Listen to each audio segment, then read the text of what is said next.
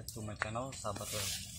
Oke, di edisi kali ini Sahabat Oil akan memberikan tutorial ya tentang pencegahan dan pengobatan serta pengendalian ya tentang hama dan penyakit pada tanaman pepaya. Oke, sebelum kita lanjut ke tutorialnya, di sini Sahabat Oil akan menjelaskan bagaimana cara mencegah lebih baik ya daripada mengobati. Oke, setiap tanaman pepaya ini sebelum kita bertani kita harus ketahui dulu tiga aspek ya, tiga hal dalam membudidayakan pepaya agar sukses dan lancar. Oke, di tutorial kali ini ya, jadi langkah pertama yang harus kita lakukan yaitu tentang pengolahan lahan yang baik dan benar. Artinya lahan di sini kita olah secara ini ya, sistem sesuai dengan SOP-nya, dengan kebutuhan komposisinya kita penuhi, baik dari komposnya, dari kimianya maupun organiknya ya. Lalu kita berikan dia biostimulan seperti Black Boss ya ataupun M4 agar semua yang terjadi di tanah ini termasuk patogen itu tidak ada ya, ataupun bakteri apa semua, agar terhindar dari berbagai macam penyakit, terutama di pepaya ini yang rawan sekali yaitu antraknosa ya, karena dimulai dari kondisi tanah yang tidak baik, dipengaruhi juga dengan iklim ya, itu sangat mudah sekali terserang.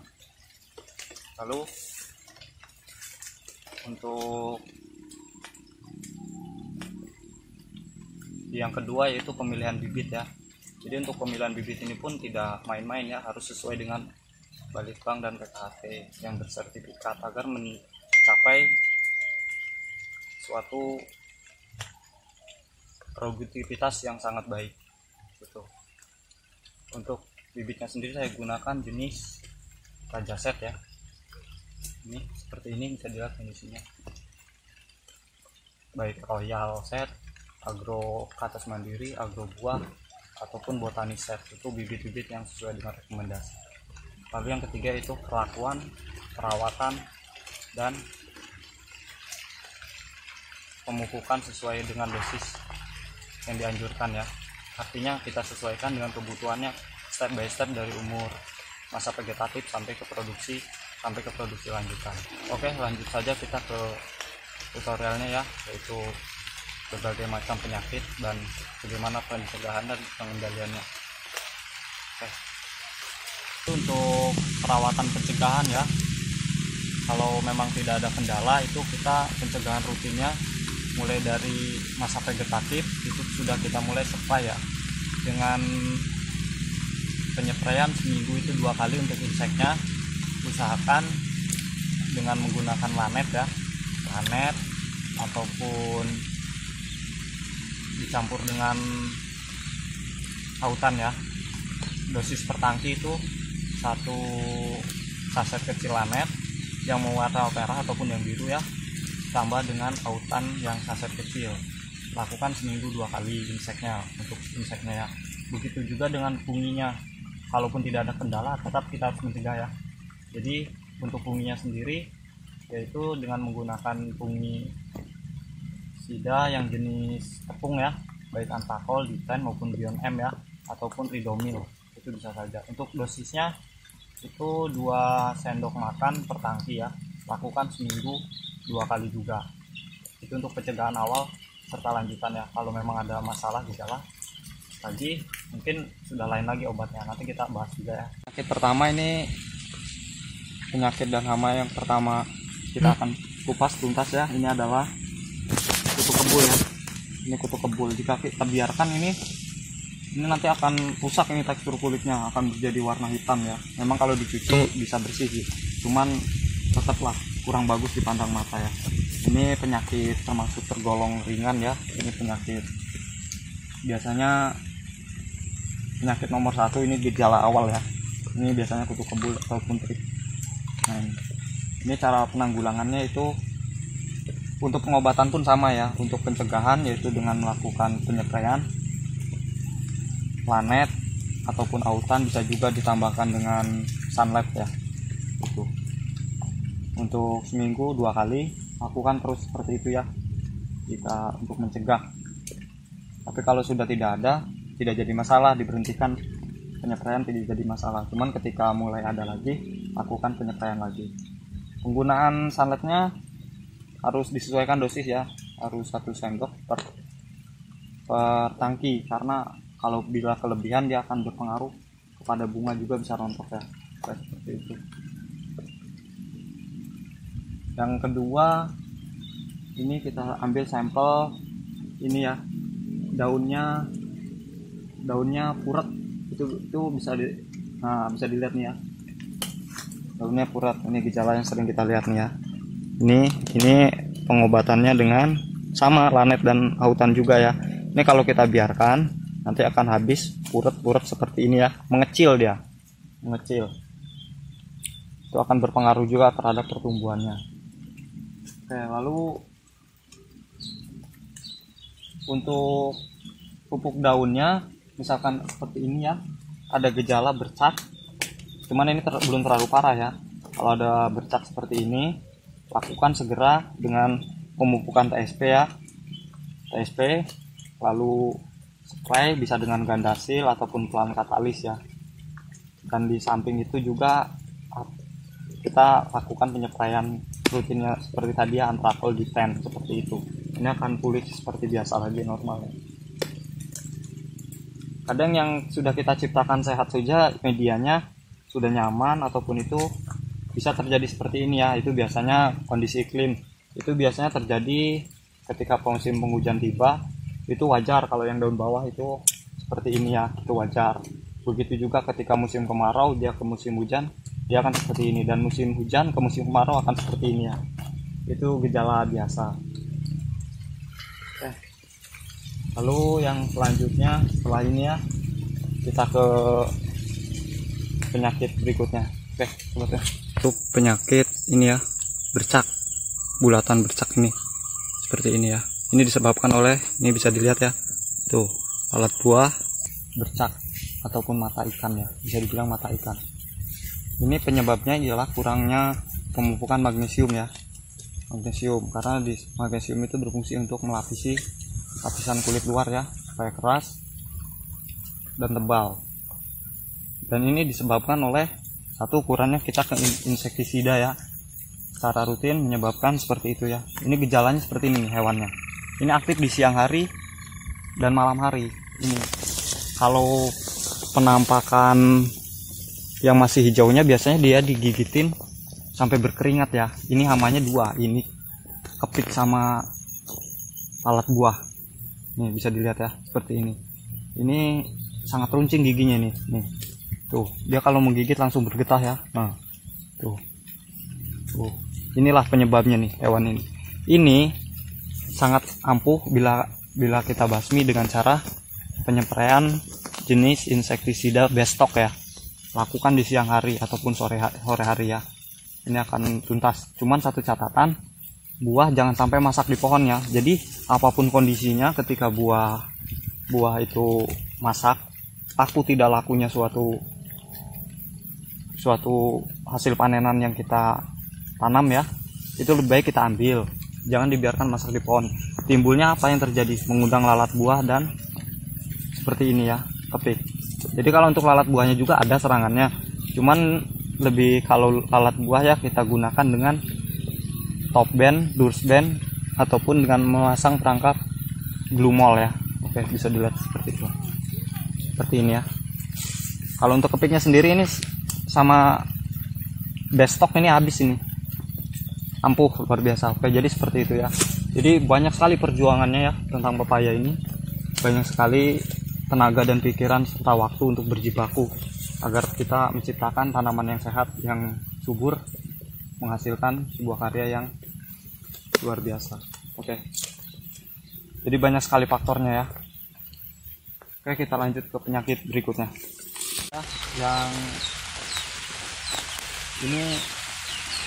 berikutnya yaitu penyakit busuk batang.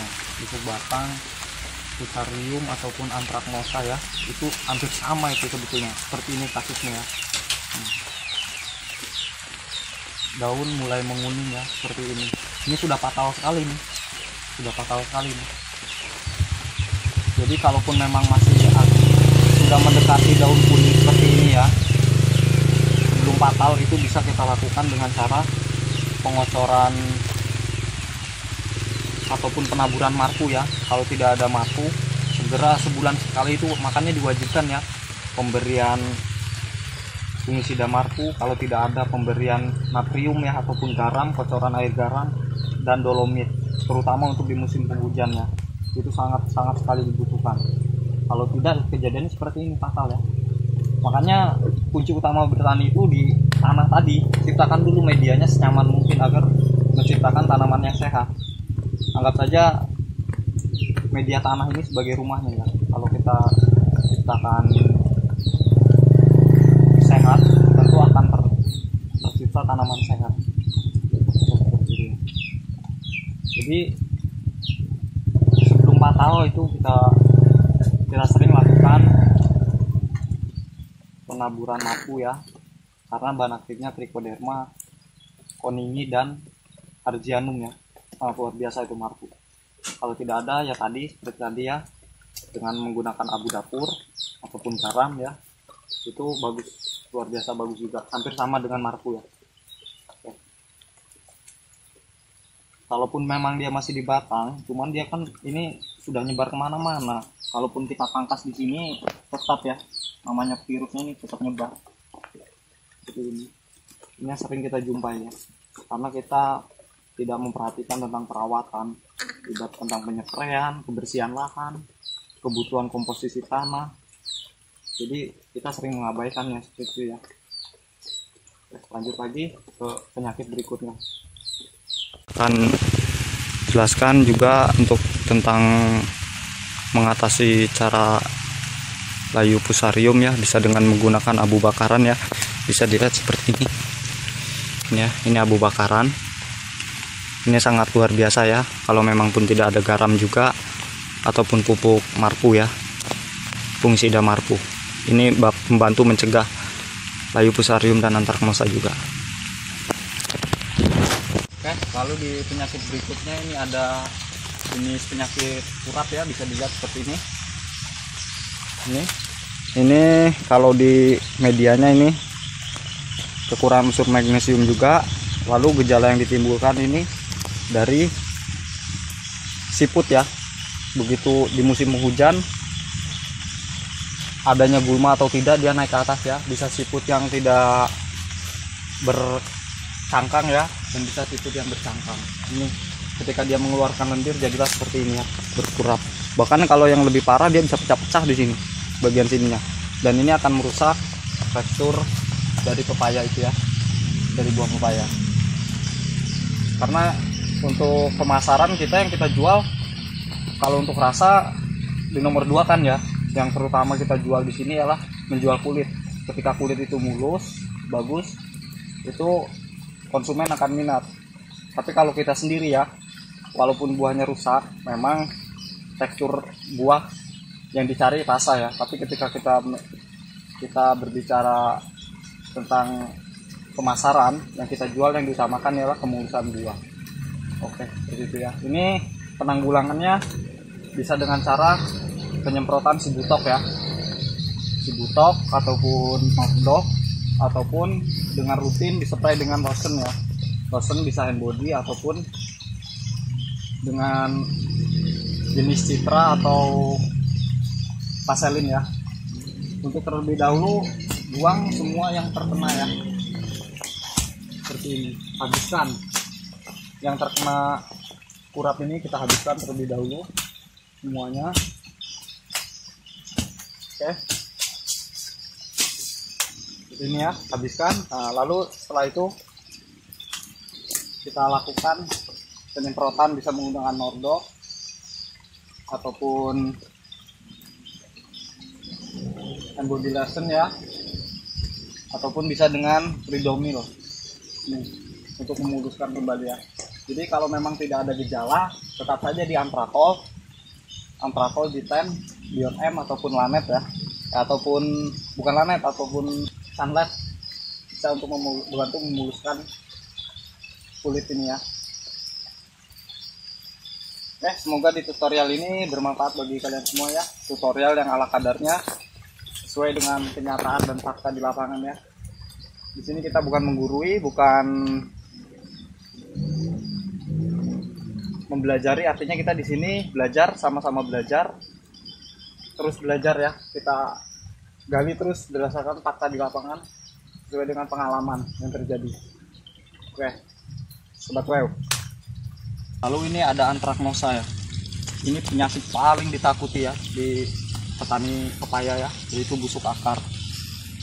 Ini bisa disebabkan oleh patogen tanah ya, virus Erwinia, ataupun bisa disebabkan oleh drainase yang kurang lancar, menimbulkan genangan air yang cukup lama ya. Itu bisa menyebabkan antraknosa, pembusukan akar seperti ini ya. Ini sangat sulit sekali penanganannya ya. Karena kita dibutuhkan perjuangan yang ekstra. Di samping kita harus menetralisir tanah supaya tidak terkontaminasi ya. Ini kita dipaksa memang untuk berjibaku ya, terutama untuk di musim penghujan. Kita menetralisir tanah, lalu membuat irigasi supaya tidak terjadi genangan air dan lancar ya. Untuk sebelum terjadi fatal seperti ini ya, bisa kita gunakan dengan sebulan sekali kita aktif di penaburan dolomit ataupun fungisida marpu, ataupun bisa air garam, ataupun bisa dengan pelet ikan ya, dicampur dengan pelet ikan, pakan ikan itu ya. Untuk dosis per batang kira-kira pelet ikannya 1 genggam, air garamnya sekitar 2 sendok ya. Untuk airnya cukupnya saja, aduk lalu kita siram sebelum sepatal ini ya, sampai habis ini. Tapi kalau masih daun kuning pucuknya masih berwarna kuning muda, itu masih bisa diselamatkan seperti ya. Memang untuk yang lebih bagusnya yaitu dengan penggunaan marpu ya, di awal terus sebulan sekali, interval sebulan sekali, karena di situ mengandung trichoderma ya. Marpu ini sangat luar biasa, sangat bagus untuk di musim penghujan dan musim kemarau, untuk mencegah terjadi seperti ini ya. Bisa untuk diobati, masih bisa, kecuali sebelum sepatal seperti ini ya, masih ada gejala kuning daun muda itu di pucuk, masih bisa diobati. Bisa ditambahkan juga dengan, kalau memang tidak ada fungisida lain ya, bisa ditambahkan dengan bekas abu bakaran ya, abu bakaran dapur, bekas limbah dapur, itu sangat bagus juga. Ataupun sebulan sekali itu kita memang dituntut, diwajibkan ya, untuk melawan patogen tanah ini. Kita memang itu patogen tanah ini kan mikroba yang tidak terlihat, ibarat tidak terlihat, jadi kita basmi lagi dengan mikroba. Jenis mikrobanya bisa dengan stimulan ya, bisa dengan black boss dari GDM ataupun dengan M4 ya, karena di situ banyak mikroba yang menguntungkan untuk melawan mikroba-mikroba jahat yang ada dalam tanah ini ya. Oke, makanya hal yang paling terpenting itu ciptakan dulu media yang sehat agar tanaman yang kita tanam terus sehat. Di samping itu perlakuan dan perawatan memang harus diperjuangkan ya, untuk menjaga kestabilan dia tumbuh sampai produksi dan sampai dia di usia lanjutan. Jadi itulah berbagai masalah ya yang terjadi di tanaman pepaya ya. Oke, kita lanjut lagi. Lalu yang sering ditemui juga itu ialah penyakit daun ya, daun menjari. Daun menjari itu kekurangan unsur fosfor ya. Unsur fosfor menyebabkan daun menjari. Itu biasanya yang daun menjari itu biasanya bibit turunan ya, F2, itu sangat rentan sekali. Bibit daunnya sangat rentan untuk daunnya sangat menjari ya. Daunnya sangat menjari. Ibaratnya tidak seperti ini ya, normal, dia menjari.